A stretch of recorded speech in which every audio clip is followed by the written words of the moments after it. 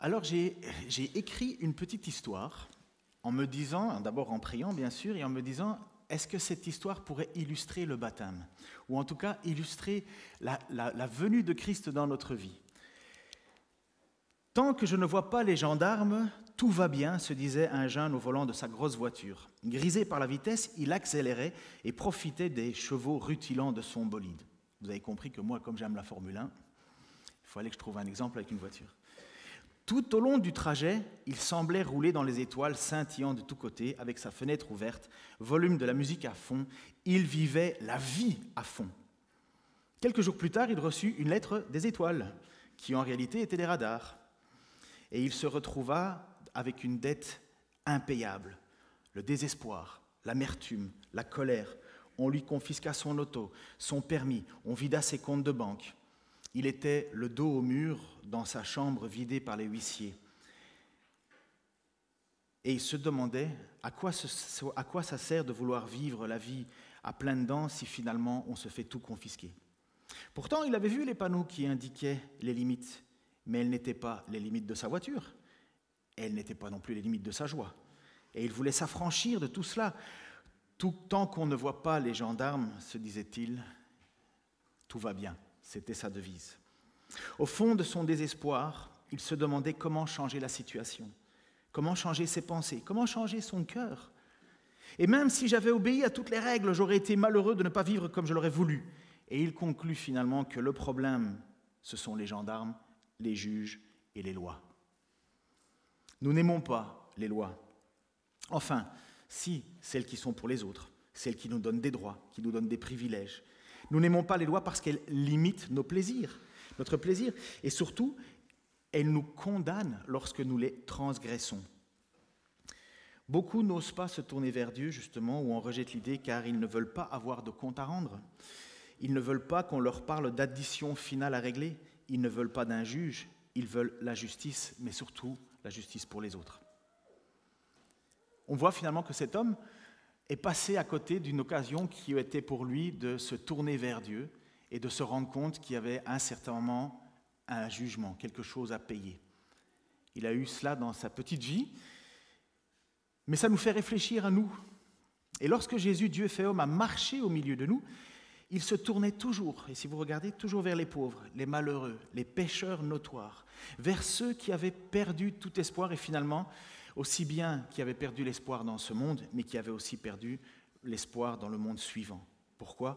Parce qu'on leur annonçait constamment un Dieu qui était impitoyable, un Dieu dont il fallait obéir à des règles et des règles et des règles.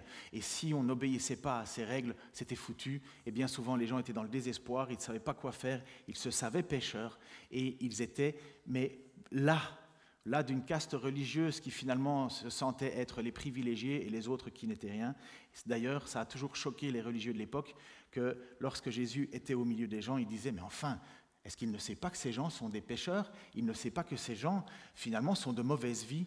Et Jésus, sachant ce qu'il pensait, disait « Le Fils de l'homme n'est pas venu pour les gens en bonne santé, mais pour les gens malades. » Mais qui est en bonne santé ? C'est d'ailleurs avec ce message, un message qu'il va commencer sa mission de fils de Dieu, bien qu'il l'était déjà, mais il va officiellement commencer.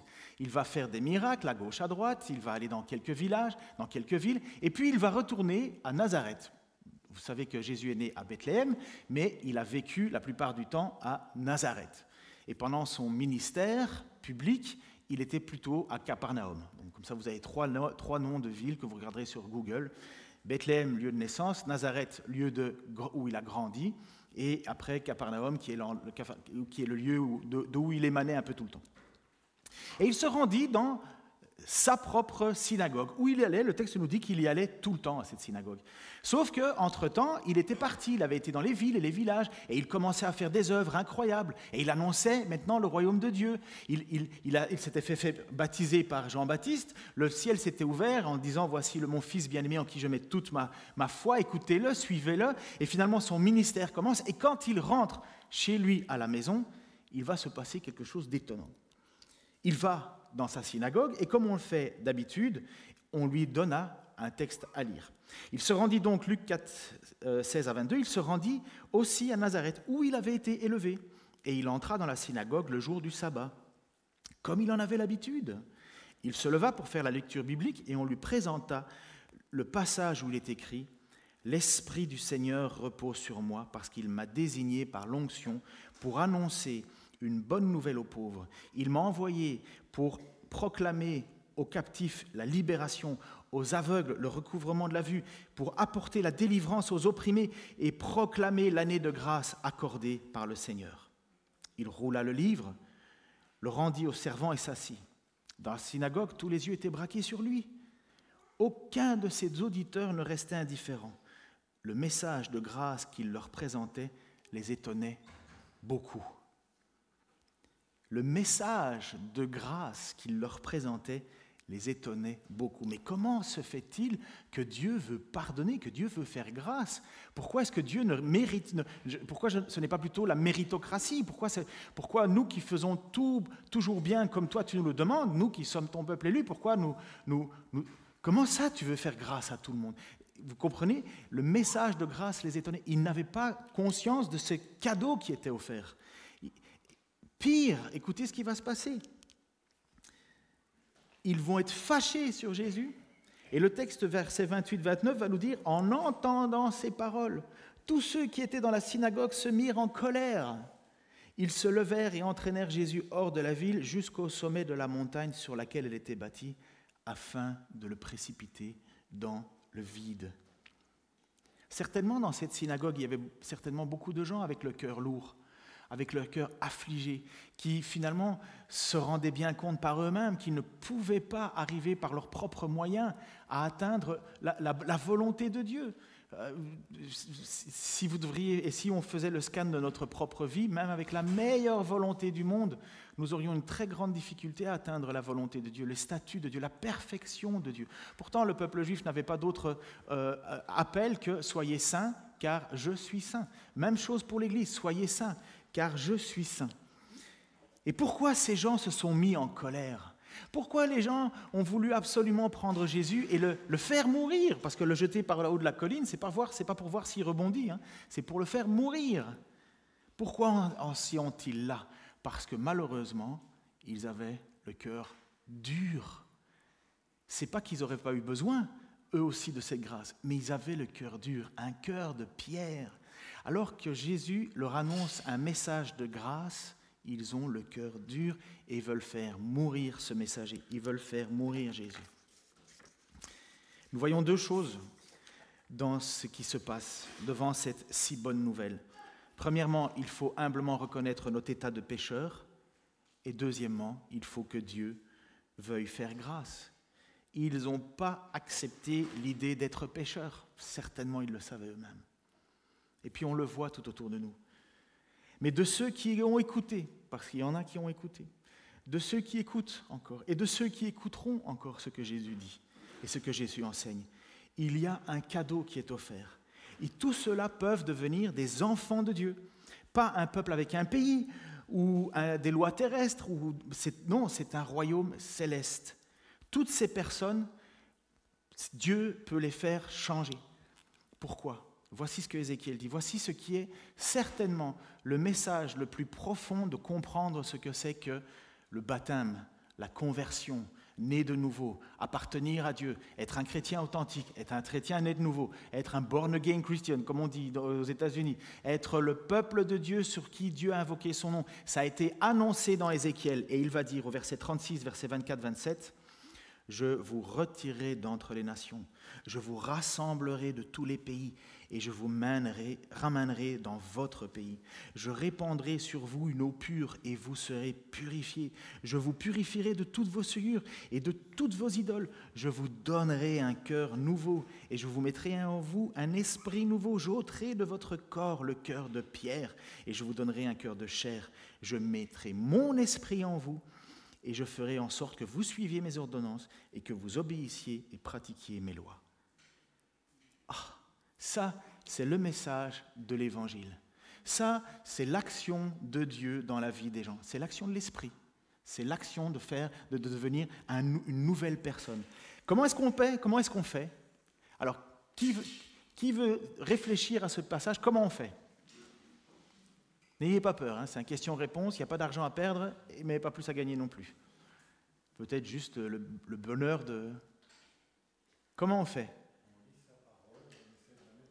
Dans le texte. J'ai entendu quelqu'un qui a dit c'est Dieu. C'est Dieu. Je pense que je l'ai même mis en gras à chaque fois. Je. Cyril, si tu te poses pourquoi j'ai mis en gras, c'est parce qu'il y a une volonté. Dieu peut le faire. Je dirais même, seul Dieu peut faire cela. Seul Dieu peut changer véritablement un cœur. Seul Dieu peut mettre son esprit en nous. Seul Dieu peut faire ce que nous est impossible de faire. Seul Dieu peut purifier nos souillures. Seul Dieu peut nous transformer, nous amener à lui obéir, nous amener à l'aimer. Aimer Dieu parce qu'on a peur de Dieu, c'est comme aimer ses parents parce qu'on a peur d'une torgnole. Torgnole, vous comprenez le mot? Ça existe, torgnole? Okay. Donc, apparemment, vous en avez déjà eu. Si on aime nos parents parce qu'on a peur de nos parents, nous n'aimons pas nos parents. Mais si nous aimons Dieu parce que nous avons un cœur qui désire aimer Dieu, oh là, nous avons découvert le plan de Dieu depuis le début. Annoncé par Ézéchiel, je vous transformerai votre cœur de pierre pour vous donner un cœur de chair. Est-ce que vous pensez que quand Jésus annonçait son plan de grâce dans la synagogue, il avait affaire à un peuple avec un cœur de chair ou un cœur de pierre? Un cœur de pierre. Pourtant, c'était le fils du pays, c'était Jésus. Certainement celui qui était le plus admirable de tous les enfants, certainement celui qui était le plus serviable de toutes les personnes qui étaient là. Jésus n'a jamais péché. Peut-être il a dû agacer ses frères en disant bah ouais, monsieur parfait. Le premier à qui demande, on dit quelqu'un met la table, le premier qui le met c'est Jésus. Ouais, c'est pour te faire voir. Vous connaissez ça, les familles. Jésus n'a pas mis la table parce qu'il avait fait une bêtise avant, il essayait de s'excuser après. Mais il est le fils du pays, et plutôt que d'écouter ce message de grâce, le peuple s'endurcit, le cœur s'endurcit au point de le faire mourir. Dieu peut effacer les souillures. Dieu peut le faire, nous donner un esprit nouveau. Vanessa va nous raconter comment Dieu est intervenu dans sa vie. Elle va le dire avec ses mots. Elle va nous faire comprendre comment Dieu en est arrivé là dans sa propre vie, à la faire en sorte qu'aujourd'hui elle sait qu'elle est enfant de Dieu et que Dieu a commencé déjà cette œuvre en elle qui se finira le jour où tu donneras ton dernier souffle pour arriver finalement là où tu veux être avec Dieu dans sa présence. Mais Dieu t'a déjà accueilli. Comment a-t-il fait? Vanessa a cherché, elle avait soif de vérité, soif de justice, soif d'amour divin, je ne me trompe pas dans tout ça. Elle a entendu le message de l'Évangile qui nous témoigne l'amour de Dieu. Dieu qui a décidé de faire tomber le poids des fautes de Vanessa sur Jésus. Dieu qui a décidé de faire tomber le poids de ta faute sur Jésus. Si du moins tu le crois. Tout le message de l'Évangile, c'est Jésus qui dit « Ayez foi en moi, ayez foi en Dieu, ayez foi en moi ». Et place tes regards vers moi. Je ne suis pas n'importe qui. Je suis celui qui annonce une année de grâce. Je suis qui annonce la libération. Et on va voir qu'il y avait un vieil homme à l'époque qui s'appelait Nicodème. Vous avez déjà certainement tous entendu cette histoire de Nicodème. Jean 3,16, vous le connaissez certainement par cœur pour beaucoup. Mais cet homme était certainement l'homme le plus pieux de tous ceux que Jésus a rencontrés. Pieux, c'est-à-dire un homme qui véritablement aimait le Seigneur, était tracassé et cherchait à savoir comment il pouvait faire pour avoir la vie éternelle. Et nous découvrons que cet homme, Nicodème, malgré son piétisme, malgré sa bonne volonté, malgré son cœur, il lui manquait l'essentiel. Il ne savait pas s'il avait, oui ou non, la vie éternelle. Parce qu'au final, à quoi ça sert d'avoir de la religiosité? À quoi ça sert de s'imposer toutes les règles si au final, tu ne sais pas où tu vas le jour où tu meurs? On n'est pas religieux pour cette terre. On est religieux parce que l'on prépare la mort, on prépare la vie éternelle. C'est ça le but. Et cet homme était là, malgré tout son piétisme, malgré tout ce qu'il savait, il va voir Jésus de nuit parce qu'il ne comprend pas. Il ne comprend pas. Comment expliquer que Vanessa est née de nouveau? Comment dire, voilà, Vanessa est devenue une enfant de Dieu comme pour beaucoup? On ne peut pas l'expliquer. Vous pouvez le tourner dans tous les sens, ça ne s'explique pas. Il y a un moment où on sait ce qu'il faut faire, on sait qu'il faut entendre la parole de Jésus, mais il y en a plein qui l'entendent et qui ne réagissent pas. Pire, qui l'entendent et qui veulent faire mourir Jésus. Et pourquoi à d'autres, il y a une transformation, il y a une reconnaissance de sa faute, il y a un amour puissant qui naît en eux pour suivre Jésus. Voilà ce que Jésus va répondre à ce vieil homme. Jésus lui répondit, « Je te l'assure, » Jean chapitre 3, versets 3 à 10. « Vraiment, je te l'assure, à moins de renaître d'en haut, personne ne peut voir le royaume de Dieu. » Et voilà Nicodème qui dit, « Mais comment un homme peut-il faire une fois vieux ?» s'exclama Nicodème. « Il ne peut tout de même pas retourner dans le ventre de sa mère et renaître. » Parce que pour lui, c'était ça, renaître de nouveau. Ce qu'on espère parfois, recommencer sa vie. « Ah, si je pouvais recommencer ma vie, je ferais moins ceci, moins cela. » Et Nicodème, il dit, « Ah, mais si je dois renaître de nouveau, recommencer ma vie, comment je fais puisque je suis déjà vieux ?» « Vraiment, je te l'assure, reprit Jésus, à moins naître d'eau, c'est-à-dire d'esprit, personne ne peut entrer dans le royaume de Dieu. Ce qui naît d'une naissance naturelle, c'est la vie humaine naturelle. Ce qui naît de l'esprit est animé par l'esprit. Ne sois pas donc surpris si je t'ai dit, il faut renaître d'en haut. Le vent souffle où il veut, tu en entends le bruit, mais tu ne sais ni d'où il vient, ni où il va. Il en est ainsi pour quiconque est né de l'esprit. Il en est ainsi pour quiconque est né de l'esprit. Toi, Nicodème reprit, mais comment cela peut se réaliser ? Et voilà la réponse assez cinglante en même temps de Jésus à Nicodème. Toi qui enseignes le peuple, tu ignores cela ? Toi qui enseignes le peuple, Nicodème, toi qui enseignes à comment suivre Dieu, comment marcher pour Dieu, tu ignores le fait que pour aller au ciel, pour aller dans la présence de Dieu, pour avoir la vie éternelle, il faut renaître d'en haut. Comment ça tu ignores cela, Nicodème ? Il passe à côté de l'essentiel. C'est pas qu'il n'a pas envie de le savoir, il veut le savoir. Il l'enseigne même, mais il ne sait pas ce qu'il enseigne. Toi qui enseignes, tu ne sais pas ça. Et qu'est-ce qu'il ne sait pas ? On revient à notre passage d'Ézéchiel 36, 25, 27. « Je vous donnerai un cœur nouveau, et je mettrai en vous un esprit nouveau. J'ôterai de votre corps le cœur de pierre, et je vous donnerai un cœur de chair. Je mettrai mon esprit en vous, et je ferai en sorte que vous suiviez mes ordonnances, et que vous observiez mes pratiques et mes lois. » Voilà ce que Jésus était en train de faire comprendre à Nicodème. C'est moi qui peux le faire. C'est moi qui peux le faire. Il va lui expliquer après qu'il faut regarder à Jésus. Il faut placer sa confiance à Jésus. Placer sa confiance sur un homme qui va mourir en croix et qui se prétend être le Messie, alors qu'il est écrit au-dessus de lui, ici, voici le roi des Juifs, un roi des Juifs qu'on crucifie. Est-ce que c'est ça le plan de Dieu ? C'est ça le plan de Dieu. Parce que, cher Nicodème, je vais aller un peu plus loin dans le texte qui n'est pas écrit, ça c'est mon invention. Cher Nicodème, parce que tu auras découvert que tu ne peux rien faire par toi-même, parce que tu auras découvert que seul moi j'ai le pouvoir de te transformer, tu verras que seul moi peux prendre tes fautes, seul moi peux te racheter, seul moi peux ressusciter, seul moi peux te donner un esprit nouveau, un cœur nouveau, seul moi peux te donner le désir de m'obéir. Comment cela se fait-il, Nicodème ? Tu ne sais pas ? C'est comme le vent, tu vois les arbres bouger, mais tu ne sais ni où il vient, ni où il va. Voilà, tu le vois simplement des vies transformées. Voilà ce que Dieu est capable de faire. Voilà ce que Dieu a fait avec Vanessa. Voilà ce que Dieu a fait certainement avec toi, ce qu'il a fait avec moi. Je sais que Dieu est venu me chercher. Mais nous pourrions être dans cette synagogue de l'époque. Nous pourrions entendre ce message de Jésus.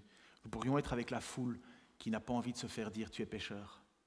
Parce que finalement, ils ont dit quoi à Jésus ? « Mais t'es qui toi pour nous parler ? On connaît, t'es le fils de Joseph. » Jésus a dit « nul n'est prophète dans son pays ». Mais est-ce qu'il est prophète dans ta vie ? Est-ce que Christ t'appelle ? S'il t'appelle, réponds. Parce qu'il va dire à cet homme-là, à cet homme qui s'appelle Nicodème, moi seul j'ai le pouvoir de te donner un cœur nouveau, un esprit nouveau, de te faire obéir à mes lois. Et voilà ce que l'Église fait. Nous constatons ce que Vanessa a vécu. Elle a entendu le message. Et pourquoi elle a entendu le message ? Parce que l'Église a fait ce qu'elle avait à faire. Matthieu 28, c'est mon dernier passage, Matthieu 28, 18 à 20. Alors Jésus s'approcha d'eux et leur parla ainsi aux apôtres. « J'ai reçu tout pouvoir dans le ciel et sur la terre. Allez donc dans le monde entier, faites des disciples parmi tous les peuples, baptisez-les au nom du Père, ce que l'on va faire, du Fils et du Saint-Esprit, et apprenez-leur à obéir à tout ce que je vous ai prescrit. Et voici, je suis moi-même avec vous chaque jour jusqu'à la fin du monde. » Et voilà pourquoi Vanessa a accepté Jésus-Christ, parce que Jésus est avec nous jusqu'à la fin du monde. Elle ne s'est pas tournée vers une religion, vers un artifice pour essayer de calmer nos émotions avant de mourir. Tu t'es tourné vers le Dieu 3 fois Saint qui a changé ton cœur, qui t'a purifié, qui t'a lavé et qui va continuer à te purifier, qui va continuer à te laver, mais qui t'a déclaré justifié. Il l'a fait, c'est fait. Et si vous vous souvenez de votre jour où Christ est venu dans votre vie, je vous en prie, levez vos voix juste pour prier de courtes prières, pour dire merci à Dieu pour Vanessa et merci à Dieu pour tous ceux qui entendront encore le message qui viendra. Je vous invite à prier chacun l'un après l'autre. Je t'invite, Philippe, si tu veux introduire ce temps de prière et que je clôturerai ce temps. Amen. Amen. Oui, Seigneur, merci. Merci parce que ton esprit agit encore dans nos vies, Seigneur. Tu n'as pas fini, Seigneur, de sauver. Merci parce que tu es encore avec nous chaque jour, jusqu'à la fin. Seigneur, nous savons que cette fin, elle approche. Et nous te prions, Seigneur, non seulement pour te remercier pour Vanessa, mais nous te supplions encore pour tous ceux qui ne te connaissent pas. Nous te supplions pour nos familles, pour nos amis, pour nos frères, pour nos sœurs, pour nos collègues de travail, Seigneur, pour les gens qu'on a connus dans notre jeunesse. Nous te prions, Seigneur, que tu transformes leur cœur dur en cœur de chair, Seigneur, que tu transformes leur vie. Nous te prions, Seigneur, que tu remplisses cette Église, Seigneur, comme tu remplisses toutes les autres à Dijon, Seigneur, en France et dans toutes les extrémités de la terre, de tous ceux qui te loueront pour te remercier de cette grâce que tu as fait couler en eux. Je te prie aussi, Seigneur, pour que tu gardes Vanessa, pour qu'elle puisse grandir en toi. Tu nous as dit, Seigneur, enseignez-leur tout ce que je vous ai prescrit. Et nous voulons, Seigneur, en tant qu'Église, l'encourager, l'entourer, Seigneur, pour qu'elle puisse marcher dans tes voies. Qu'elle soit, Seigneur, éloignée de tous ces loups féroces qui voudraient justement la détourner du vrai évangile pour la tourner vers des choses stupides qui n'ont aucun sens et qui ramènent de nouveau, Seigneur, à vouloir mériter son ciel. C'est toi qui nous as sauvés. C'est toi qui nous gardes et c'est toi qui nous fais grandir. Seigneur, nous allons te chanter un chant encore ce matin. Et ces paroles sont les mêmes que j'ai dans mon cœur depuis bien longtemps, Seigneur. J'ai soif de ta présence, divin chef de ma foi, dans ma faiblesse immense. Que ferais-je sans toi? Chaque jour, à chaque heure, oh, j'ai besoin de toi. Viens, Jésus, et demeure auprès de moi. Merci, Seigneur, parce que ces paroles sont un baume pour le cœur de tous ceux qui te connaissent déjà et qui savent, Seigneur, que nous ne pouvons pas vivre heureux si nous sommes loin de toi, parce que tu as déposé ton esprit en nous. Où irions-nous, Seigneur? À qui irions-nous? Tu as les paroles de la vie éternelle. Et nous avons cru et nous avons reconnu que tu es le Fils du Dieu vivant. Au nom de Jésus-Christ. Amen. J'invite les musiciens, chanteuses et chanteuses,